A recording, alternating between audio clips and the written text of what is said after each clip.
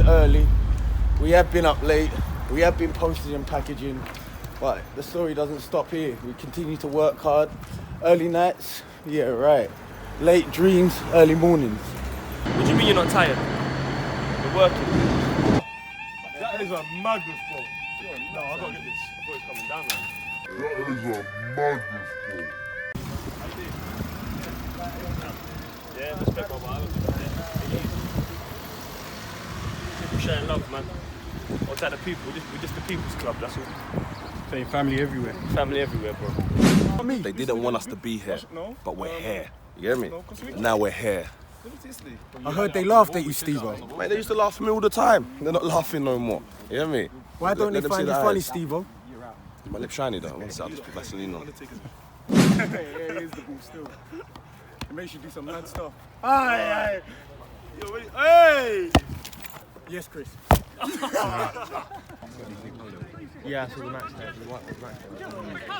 We'll give him a touch. I'll see it. See where we came from, it's mad. We came from the bottom, man, and now we're up here brushing shoulders with these lot. So the hard work must continue. Anything for the DONS. This is the DONS' longest night. Longest night. So anyone who knows where we come from understands that sometimes you have to want more for the people around you. You can't always be selfish. You've got to truly want the people around you to be successful too. So that's where it is right now. Robbie, we're from South East DONS. Pleasure to meet you. I'm a goalkeeper, you're a striker. Yeah. It's commonly known, everyone knows it. Goalkeepers hate strikers. What's the reason behind it? Well, it's vice versa. But have you got Strikers hate goalkeepers as well. I look in your eye and you can tell I'm a goalkeeper, and it seems Yeah. like you don't like me either. Yeah, too big. Too big. Yeah. But do you think you'd score against me? 100%. Why is that? Because I know how to hit There's the no, back of the net. there's no doubt in your mind. I know. There is no doubt in your mind. Doubt. Go and go. No, go there. But that shows you the kind of man I am. I'm ready for a competition at any point.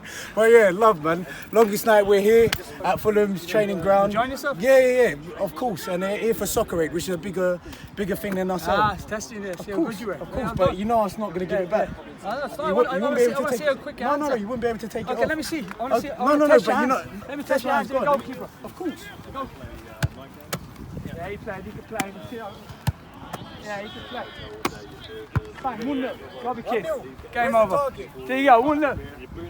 That's the kind of. This is the reason why I don't like strikers. They make up their own rules. Hey, never trust a striker when in front of goal.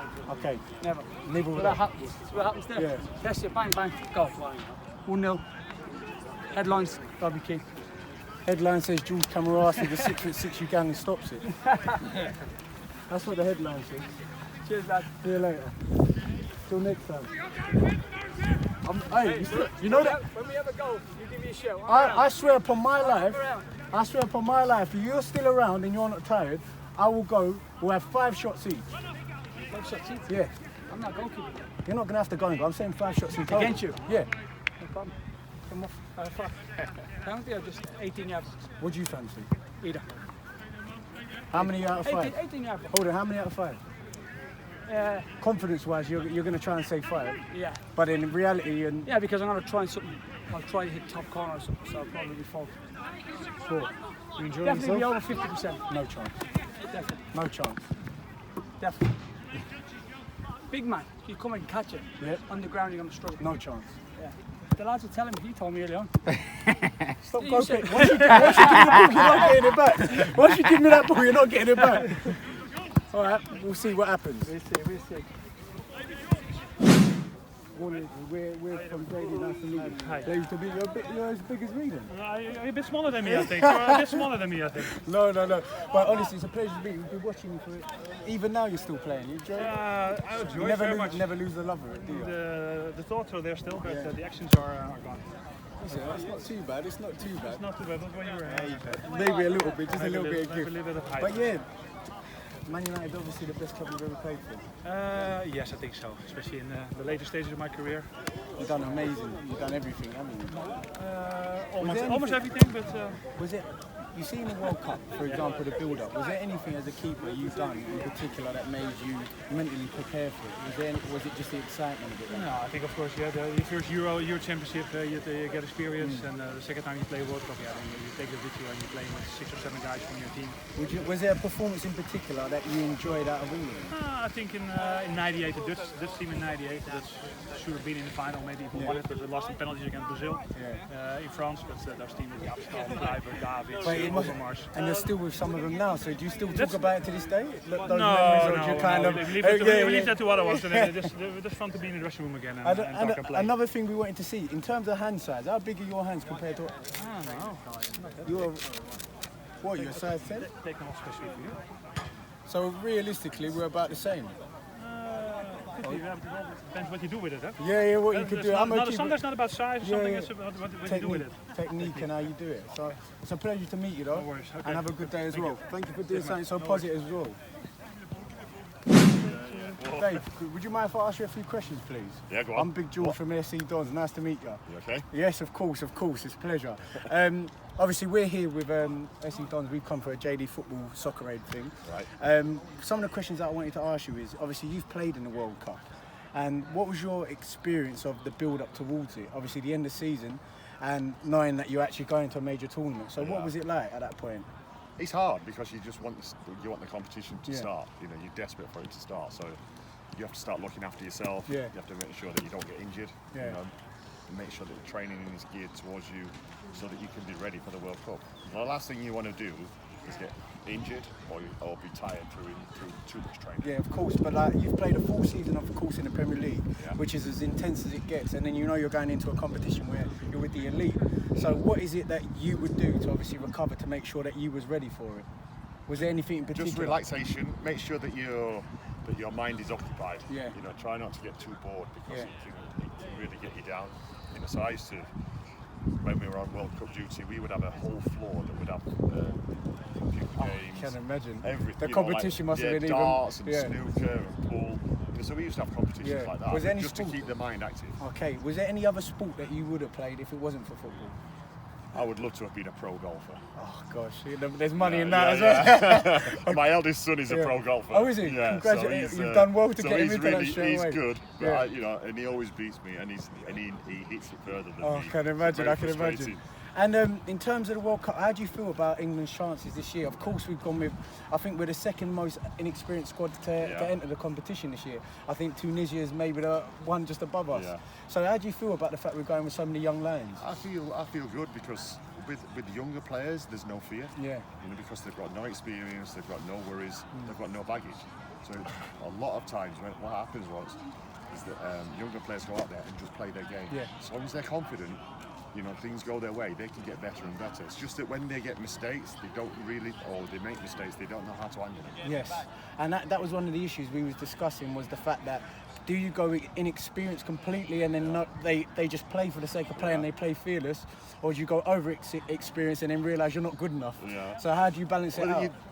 You have to mix it. You have to try and mix it, but with England at the moment, we haven't got that mix. Yeah. So, you know, let's get on with this. Exactly. Make sure that we qualify with confidence. 100%. If we qualify well, yeah, and the team have got confidence, then... And then in the last 16, and in anything can happen at that stage. The last thing I was going to say is quite a lot of goalkeepers feel like they have to be, for example, you're a big lad yourself, I'm a big lad. Yeah. They feel that they have to be the most vocal goalkeepers, but there's also the other side of the game, which are, for example, you look in the Premier League, someone like Peter Cech, who doesn't exactly seem like they're very dominant when they speak. How do you feel goalkeepers should be? Because I know that you have to have an aura and a presence about you, but is there a certain way you could encourage young goalkeepers? There's different styles. You look at me and Peter Schmeichel. Yeah. Totally different goalkeepers. And in the same era as well. Same era, but totally different in style. But we were both effective. You know, so you don't need to be shouting all the time. But if shouting all the time makes you play better, stay alert, and keeps your concentration, do it. Yeah. You know, but the only thing I will say is if you talk all the time, the defenders will close off.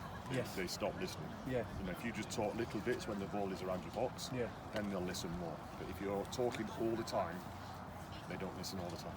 That's very good information. Now, the last thing I wanted to ask is, for example, Second last thing. I'm just pushing my luck now. But yeah, and one of the things I wanted to know is, for example, when you're in goal, you're David Seaman, you're the Arsenal legend, you're the big man for them, and then you've got Schmeichel, the Great Dane, at the other end. Is it a competition between the two of you where you feel like I've got to outperform him in that game, or do you kind of just say, just make sure my team wins? Yeah, just do what you've got to do. If you start thinking about the other goalkeeper, it messes you up. It will mess you up. Yeah, just because do, you watch him do make what a you've got world. to do. If he makes a worldie, your team is playing well. Would you ever clap him when he done a good save? Oh, you would. Yeah, you would. because I appreciate good saves. I'm a goalkeeper. Yeah. You know, I appreciate what goalkeepers do. That's amazing. I appreciate that we make mistakes as well. Yeah, of course. You know, so it can be really difficult. And I know some.